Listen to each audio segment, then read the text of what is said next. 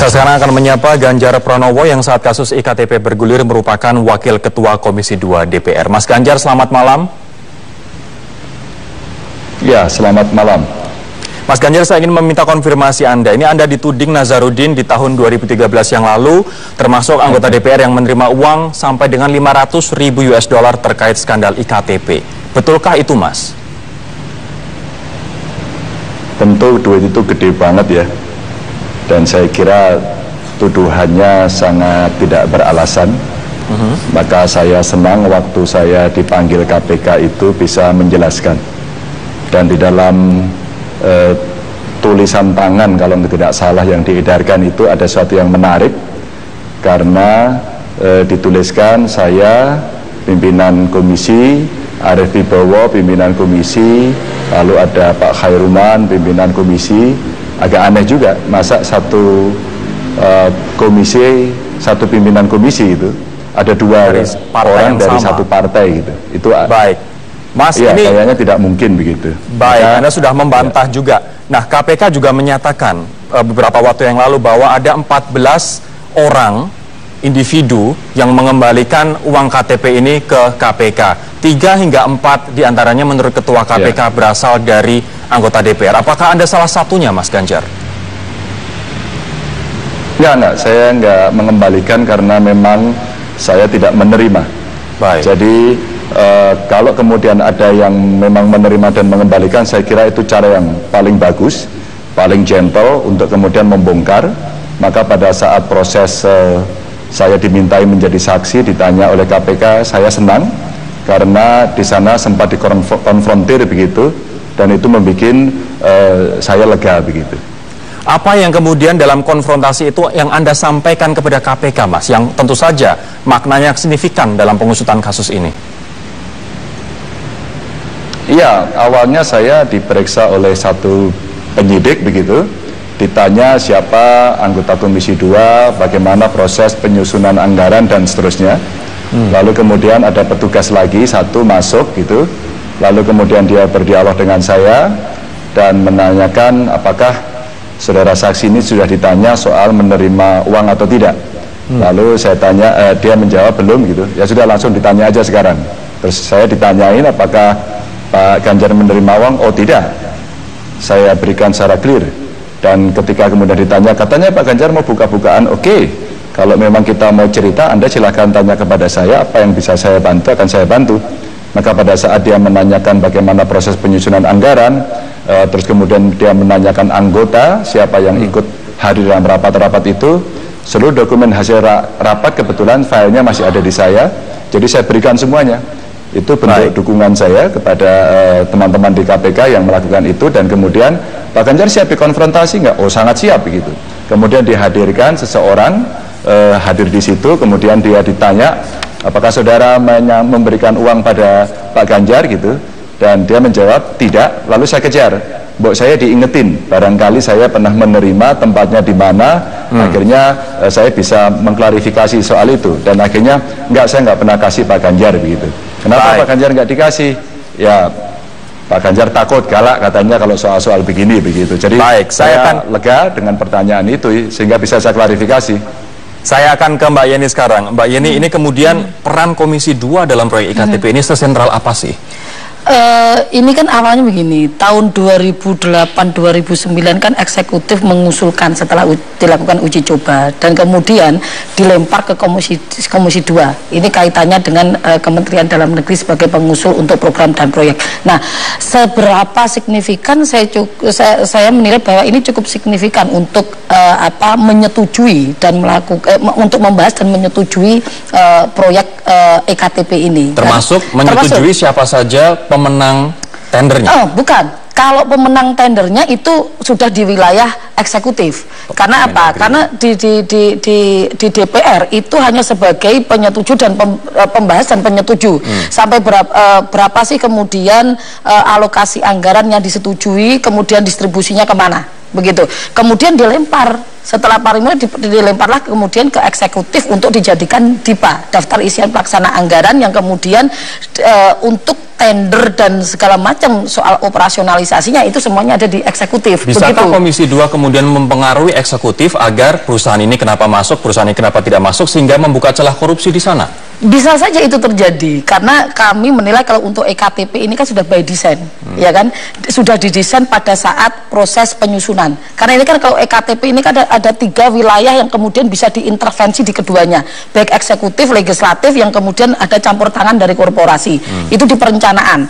Perencanaan itu di mana penyusunan itu di mana mata anggaran yang sudah diusulkan dari eksekutif itu bisa kemudian ada campur tangan dari pihak-pihak legislatif. Itu yang pertama. Oke, diusulkan EKTP sekian triliun di tahun sekian, umpamanya di 2011 ada 14,4 triliun, itu bisa dilakukan. Kemudian pada saat penyusunan itu usulannya dibahas di komisi terkait. Komisi terkait siapa sih yang kemudian berpengaruh di dalam proses-proses pembahasan itu, ya kan? Itu bisa saja ruang-ruang itu terjadi lobbying kong kali kong antara siapa? Eksekutif dan legislatif. Kita tanyakan Mas Ganjar, adakah ruang lobbying kong kali kong itu antara eksekutif dan juga legislatif dalam pengerjaan proyek ini, Mas? Kalau Anda bicara lobby, kalau Anda bicara pengambilan keputusan dalam proses penyusunan anggaran dan putusan anggaran, itu sangat bisa dilobi, sangat bisa. Tapi kalau pertanyaan Anda menukik, apakah kemudian terjadi kong kali kong, tentu saya berani menjawab sebagai pimpinan. Saya tidak ikut dalam proses itu karena full itu pekerjaan dari pemerintah. Karena kalau itu sudah dikerjakan oleh pemerintah dan pemerintah mengatakan tendernya seperti ini, prosesnya seperti ini, paling banter kalau politik itu menekan. Sejauh mana kemudian eksekutif bisa menahan dari tekanan itu sehingga dia menerima atau kemudian menolak. Dan itu saya kira tidak terlalu sulit. Sekali lagi, tidak terlalu sulit untuk melakukan tracking pada saat proses pelelangan. Sehingga kalau kita Mbak Yeni tadi menyampaikan pakai analisis aktor, maka seluruh aktornya bisa ditrace satu persatu siapa yang intens. Kalau perlu dibuka file dari handphone yang berkomunikasi di antara kita semua pada era-era itu. Ambil aja di seluruh providernya, dulu, ada nggak komunikasi itu sehingga bisa disampaikan ya. Baik, mungkin tidak pimpinan Komisi 2 tidak mengetahui dan tadi Mas Ganjar mengatakan ini adalah domain eksekutif saja. Kalau persoalan bahwa secara makro paling tidak di ketua maupun pimpinan tahu, tetapi kalau sudah di ranah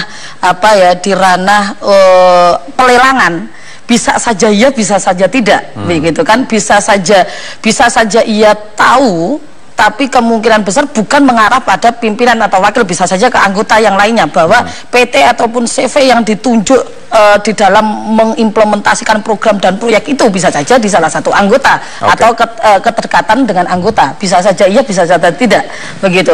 Tetapi kemudian kalau secara operasionalisasi jelas bahwa ini adalah ranah dari eksekutif sebagai kuasa pengguna anggaran, ya kan, yang bertanggung jawab. Makanya tadi yang saya sampaikan ada 3 ranah, ada perencanaan, ada pembahasan, ada pelaksanaan. Pelaksanaan ini adalah di ranah murni di eksekutif, tetapi bisa juga dilakukan intervensi oleh parlemen, gitu loh. Intervensi bisa parlemen, dan itu yang membuka celah untuk membuka celah. Makanya kan ini sama halnya dengan kasusnya Damayanti, begitu kan. Korporasi nanti PT CV-nya itu adalah PT CV relasi saya, tetapi saya kemudian membagi fee ini adalah untuk ke teman-teman DPR, tetapi paling tidak ini disetujui. Kan begitu. Nah, ini yang menjadi pertanyaan. Itu ruang untuk melakukan intervensi ke eksekutif. Nanti ini yang menjadi pertanyaan saya berikutnya. Betulkah Mas Ganjar nantinya saya akan bertanya, ada mekanisme yang biasa terjadi bila pemerintah misalnya ada proyek atau perusahaan-perusahaan biar dapat jatah proyek begitu, mereka harus menyuap seluruh anggota DPR di komisi yang bersangkutan. Kami akan menjawabnya sesaat lagi. Tetaplah. Jadi Mas Ganjar, adakah mekanisme yang biasa terjadi begitu dalam pembahasan proyek bila pemerintah ingin membuat proyek ataupun perusahaan-perusahaan biar dapat jatah proyek begitu, kemudian mereka menyebar uang ke komisi-komisi yang berkaitan di DPR, Mas? Kalau kita bicara bagaimana korupsi itu berjalan, seluruh argumentasi baik yang Anda tanyakan maupun yang disampaikan oleh Mbak Yeni tadi, tidak ada yang tidak bisa. Semuanya bisa. Polanya itu biasanya umpama dia menyebar ke seluruh orang-orang penting yang mengambil keputusan, atau ke seluruh secara kolektif pengambilan keputusan. Kalau Anda sebut mungkin seluruh dewan lah, karena ini kan yang mau menjadi tertuduh kira-kira dewan ya. Itu bisa dengan cara itu, atau menekan dengan segala cara. Tapi itu 50%. 50% berikutnya itu bisa tidak terjadi ketika prosesnya itu cukup transparan, ketika prosesnya itu bisa berjalan dengan baik, ketika kemudian publik bisa mengetahui semuanya. Jadi kalau kita bicara segala mekanisme, kalau mau teorinya ikut campur, saya tidak bisa mengatakan tidak. Semuanya akan bisa diikuti. Semua sangat kasuistik dan kemudian bisa tergantung pada si pelaksananya. Ya, gimana? Kalau di Komisi 2, Mas Ganjar, berapa jatahnya dan siapa yang mengatur pembagiannya? Anda tahu tidak? Pertanyaan sudah agak menukik. Sayang saya tidak mau urusan soal ini pada saat melakukan proses itu. Dan itu persis sekali ketika pertanyaan-pertanyaan itu muncul oleh para penyidik, mulai dari proses dan siapa kira-kira yang membagi. Sehingga dalam proses saya menjadi saksi dulu, memang saya sempat ditanya beberapa tokoh, beberapa fotonya, apakah Pak Ganjar kenal ini? Tidak. Apakah Pak Ganjar pernah ikut pertemuan-pertemuan di tempat-tempat ini? Saya katakan tidak, begitu. Jadi nggak tahu, ada dua saja. Mungkin memang saya tidak mengikuti secara detail tadi yang disampaikan, atau yang kedua ya mungkin saya ketinggalan kereta sehingga tidak tahu, gitu aja. Nah, biar kita juga sama-sama tahu, kita simak bersama-sama Pak Ganjar dan Mbak Yeni pernyataan dari Nazarudin di 3 waktu yang berbeda. Ada Novanto ya Pak ya? Ya, ada beberapa mantan ketua Komisi 2, terus beberapa teman termasuk Mas Anas. Saya ikut juga di situ, semuanya sudah diserahkan laporannya kepada KPK. Yang mengendalikan full proyek IKTP adalah namanya Novanto sama Mas Anas. Siapa pelaksananya? Ada saya, ada Andi Saptinus. Terus siapa aja yang terlibat di Komisi DPR? Pimpinan Komisi 2. Nah, nama-namanya tanya sama penyidik KPK nanti biar lebih jelas. Terus di Depdagrinya siapa? Ada Mendagrinya. Proyek ini juga diatur oleh seorang Anas Urbaningrum, ada saya, ada Novanto. Yang Novanto ini bukan hanya IKTP. Apalagi Pak? Ini banyak mengurusin proyek. Orang ini namanya tidak ada di mana-mana. Tapi kalau soal bagi-bagi duit, uang-uang APBN, dia yang selalu mengatur di mana-mana. Di 3 peristiwa yang berbeda, Nazarudin menyebut Setia Novanto dan Anas Urbaningrum sebagai, dalam tanda kutip ya, pemain utamanya ataupun operator. Betul tidak Mas Ganjar, sepengetahuan Anda? Saya tidak tahu ya, karena begini, yang pertama memang saya belum pernah di Badan Anggaran. Terus yang kedua, apa yang disampaikan Pak Nazarudin mungkin bisa jadi itu permainan di level tinggi, di tingkat para pengambil keputusan yang dia sebut. Ya, sebut sajalah, mungkin saat itu orang-orang yang paling berpengaruh ikut menentukan. Tapi kalau kita melihat proses itu, saya nggak tahu sama sekali pada soal itu. Maka pada saat dia menyampaikan terkejut, pada saat nama saya disebut, saya lebih terkejut lagi. Maka saya pikir kemarin saya akan dikonfrontasi dengan Nazarudin, ternyata tidak, dengan orang lain. Sehingga apa yang tadi disampaikan jauh berbeda. Dan ketika dulu disebut nama-nama dengan sangat terbatas pada era itu ya, sekarang pada saat diperiksa kan enggak, namanya kan banyak sekarang, katanya mengembalikan uang banyak. Maka kalau kita melihat, sepertinya korelasinya tidak terlalu kuat, atau pengetahuan saat itu tidak terlalu banyak oleh Nazarudin, begitu. Mungkin saat itu juga suasana emosional, kebatinan, kebatinan Nazarudinnya masih sangat marah kan pada saat itu, karena lagi bercerai dengan Mas Anas, begitu, lagi ada konflik yang cukup dalam di dalam internal Demokrat. Maka bisa saja orang menyampaikan seperti itu, gitu. Kalau Mbak Yeni sendiri melihat siapa yang paling bertanggung jawab dari proyek ini, baik dari eksekutif maupun dari legislatif? Mungkin bisa saya paparkan begini, selain kemudian Komisi 2 yang membahas dengan kementerian terkait. Tetapi kemudian Komisi 2 tidak semerta-merta kemudian selesai di tingkatan Komisi 2, tetapi kemudian dilempar ke Banggar, ya kan, sebagai otoritas tertinggi untuk menyetujui semua perencanaan di tingkat komisi dengan kementerian terkait. Makanya kemudian muncul kan nama-nama dari Banggar begitu. Kemudian setelah dari Banggar kemudian dilempar ke paripurna. Apakah kemudian disetujui? Dalam hal ini adalah yang tertinggi adalah ketua dan wakil ketua. Kan gitu. Ya, siapa yang bertanggung jawab dalam hal ini adalah keduanya. Keduanya dalam hal ini bagaimana kemudian DPR yang memiliki fungsi budgeting dan fungsi kontrol untuk berjalannya program dan proyek ini. Kenapa kemudian disetujui dengan alasan ABC seperti apa? Itu juga bertanggung jawab di Komisi 2 dan di Banggar. Terutama yang bertanggung jawab dalam hal ini adalah pimpinan dan wakil pimpinan di DPR. Yang kedua adalah yang bertanggung jawab dalam hal ini yang lebih besar adalah kuasa pengguna anggaran sebagai implementator dari program dan proyek itu. Siapa? Ya di Kementerian Dalam Negeri.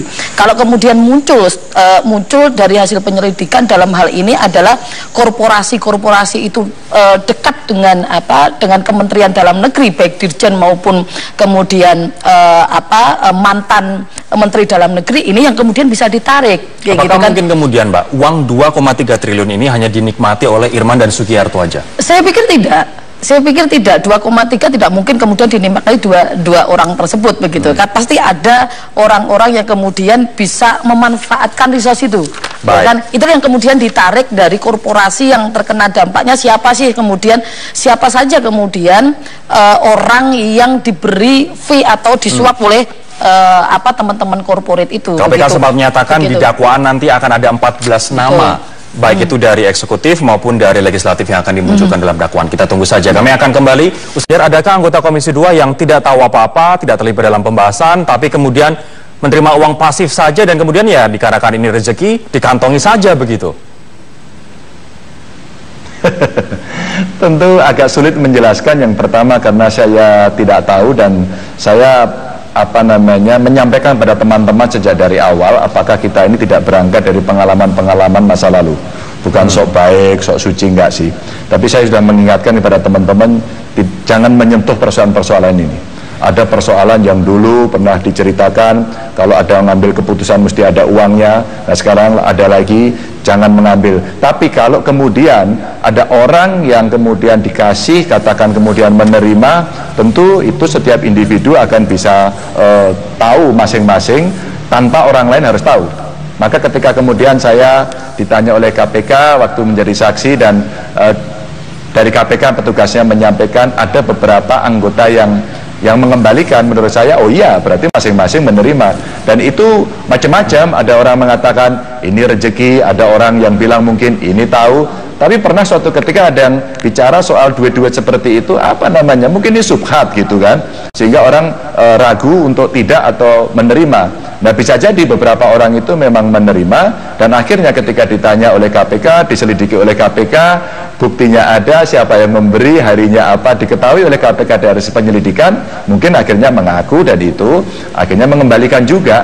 Gitu. Terkait nama-nama besar yang kemungkinan akan dibacakan dalam dakwaan atau mungkin tersangkut dalam kasus ini, Anda tahu tidak, Mas?